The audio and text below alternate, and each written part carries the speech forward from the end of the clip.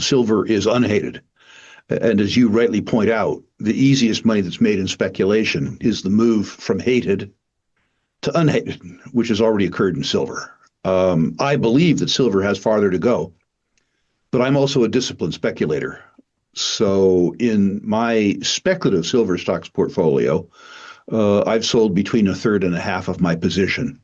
I've maintained my positions in the hybrid silver companies, the Pan Americans, the Wheaton Precious, and I've maintained my positions too in the high quality Latin American producers, the Buenaventuras, the Peñoles, that sort of thing. But what I laughingly call the silver animals, that whole panoply of silver exploration stocks that have some silver in the ground but don't have the means to produce it. I've been a fairly aggressive seller of those.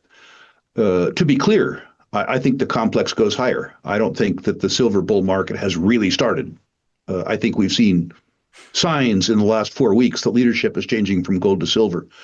But to be honest with you, I don't care what I think. If I have a speculative position that's up 400%, where I haven't seen real improvement in the underlying company with the exception of the commodity price, I've learned to take my money off the table. A circumstance where I can sell between a quarter and a third of my position and eliminate all of my downside in return for giving up a quarter or a third of my upside seems like a hell of a trade to me. So that's what I've done.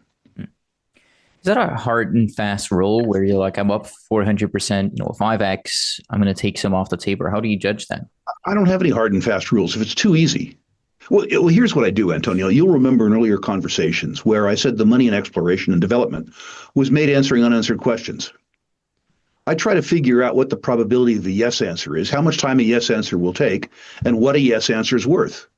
And if the market gives me the market capitalization that I had hoped for with a yes answer before the question has been called, I take money off the table. That's free money. It doesn't matter to me if I think the stock is going up. I don't care what I think. I think October is going to be a blisteringly hot month in speculation. And I'm using it to reduce my speculative positions.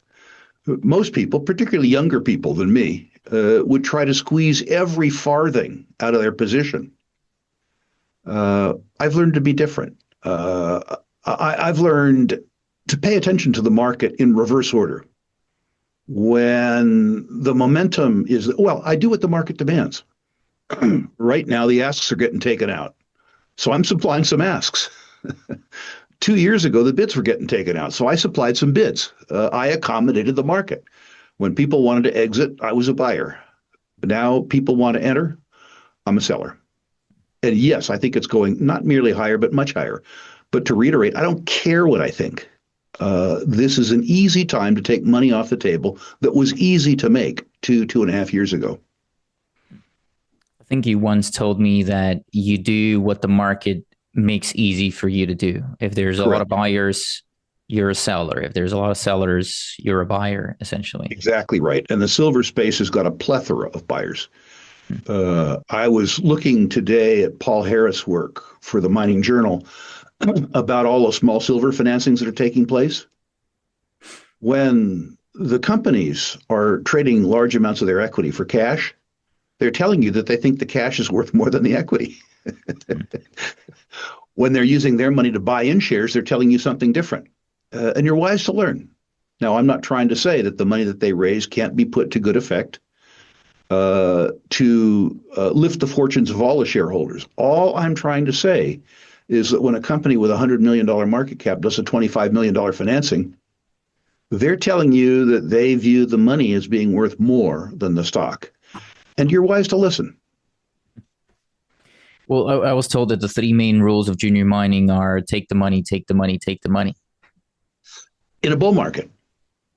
In a bear market, the rules are take the stock, take the stock, take the stock if you have good people.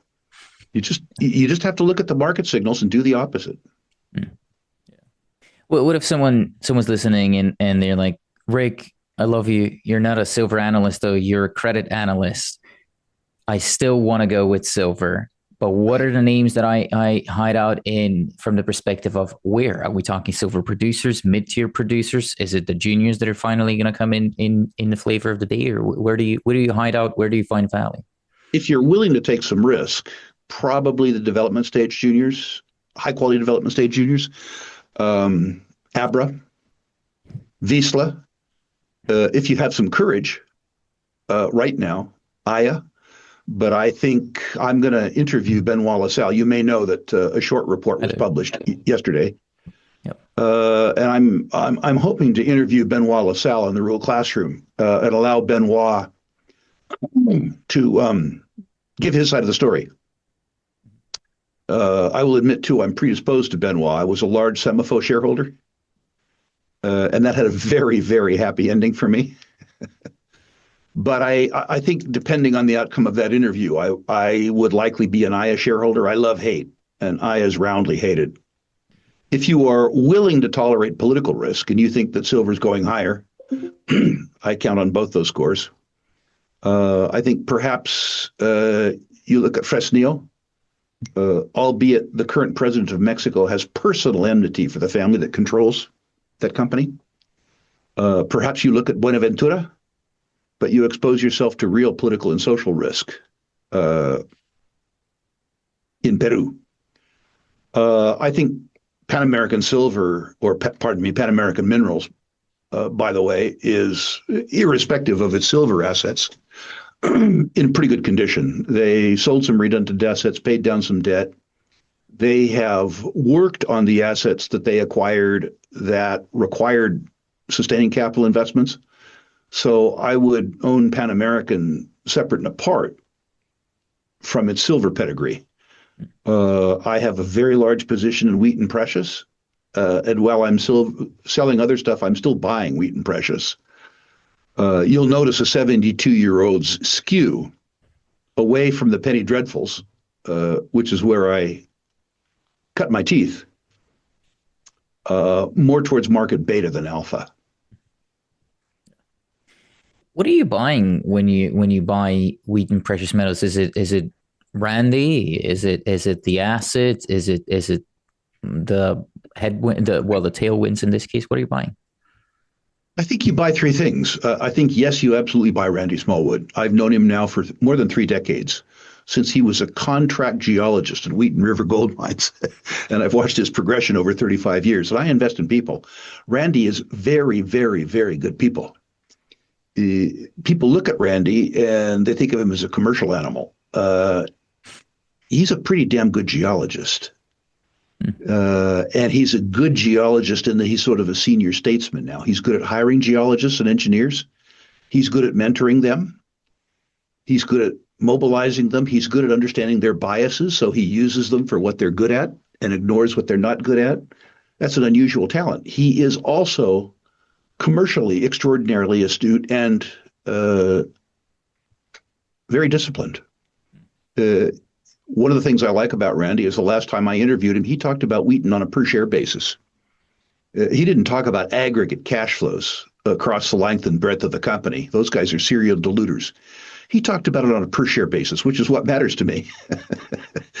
I like that. And I like the fact that he said, as a financial intermediary, one bad deal blows up 5 good deals. So you make money by what you don't do, not by what you do. That's an unusual discipline in our space. I own it, too, because I keep reading analyst reports that say that the sweet spot for the royalty and streaming space is behind us, that there's no more good big deals to do. And I believe that the sweet spot's ahead of us. I believe in particular that the spate of development that will need to take place in the copper space will require $150, $200 billion. And I think a substantial amount of that will come from selling byproduct streams on precious metals to lower the upfront per share capital expenditure for copper. I also think there's the potential to do very large transactions involved in sovereign countries wanting bigger equity stakes in mining operations in their territory. And one of the ways I think that you do that, that you finance that, is by streams. So while the analysts see a paucity of billion-dollar transactions over the next 10 years, I see a plethora of billion-dollar transactions over the next 10 years. And I see Franco and Wheaton as being the primary beneficiaries of that.